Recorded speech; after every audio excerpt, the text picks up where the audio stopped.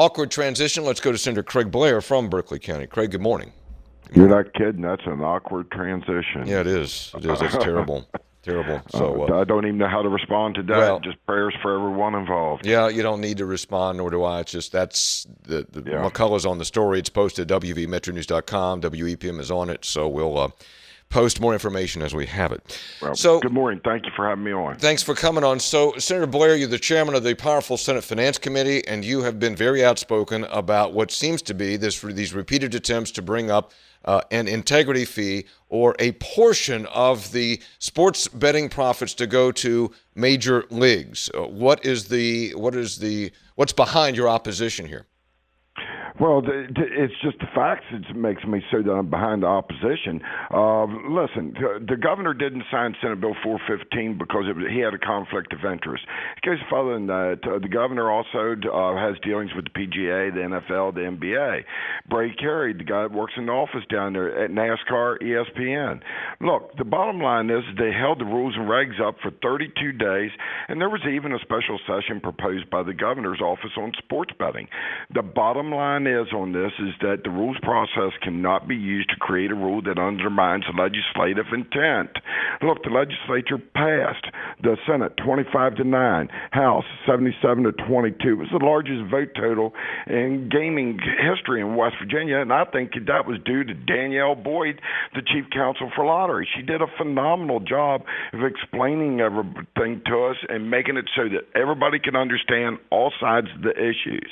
And now she's been suspended indefinitely pending investigation, and I've got it on good authority that she's actually taken a job somewhere else, and it harkens back to the Chris Starwalt story of years ago that is on your show all the time.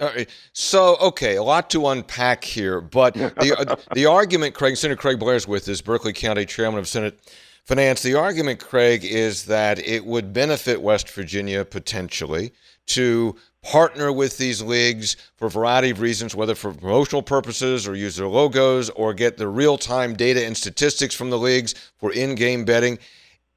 Does that not have validity? Oh, it has validity, and we understood that as we passed this legislation. Clearly, any casino, including the Greenbrier, if they want that to be part of their business model to be able to partner, they can. Okay? Nothing precludes them from doing that. In fact, integrity fees have been considered by the federal court system several times and have been defeated every time because it's considered public information. And by the way, 0 states right now have any integrity fees at all. Yeah, Las Vegas does not have that. So, right. All right. None of them. So you're saying that if the casinos want to have a relationship with the leagues or whoever's running the games for the casinos wants to have a relationship with the leagues and work out a payment, they can do that? Absolutely. It was designed to be just like that. So nobody's being precluded from doing that, but nobody's being forced into it. It allows for different business models to take place on how they want to go about doing this.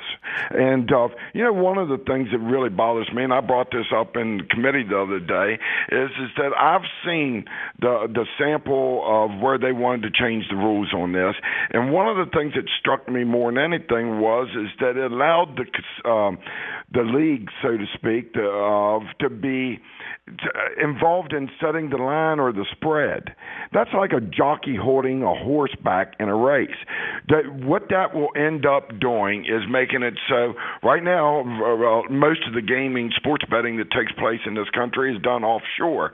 It will make it so that it will continue to be done offshore if government got its nose involved in it and forces these integrity fees, because the spread offshore might be 8 points on a game, and then if you got integrity fees involved in it, it could be 12. Well, the knowledgeable gamer is going to go where he's going to get his best spread. This is what I don't quite understand. I don't know precisely the motivation behind. Well, I know the motivation of the leagues, but it would seem like that they must Well, where do I want to go with this? Do you think the governor and or Bray Carey just believe that it's right to have integrity fees? I mean, what do you think is driving this? Or do you think this is just one last effort by the leagues to try to get the integrity fees in there? Which is it? I think it's a combination. I think the leagues, in combination with the governor's office, keep in mind, how can the governor have all of them down there have these relationships with them? Puccio involved, who is lobbying for this, turn their backs on them.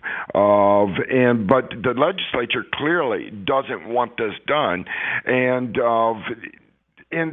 we've made. I don't know of one person at this point in time. Maybe you'll find a legislator that'll do it. But if they go in here and change these rules in any way on this, we're going to come back and address it. And I would say that it'll probably be sooner than later because it's undermining the legislative intent. And Hoppy, there's one other thing too that I find very interesting, and that is at the Greenbrier, you must stay at the Greenbrier, have a room key to be able to even get into the casino. And I was wondering, well, wait a minute now.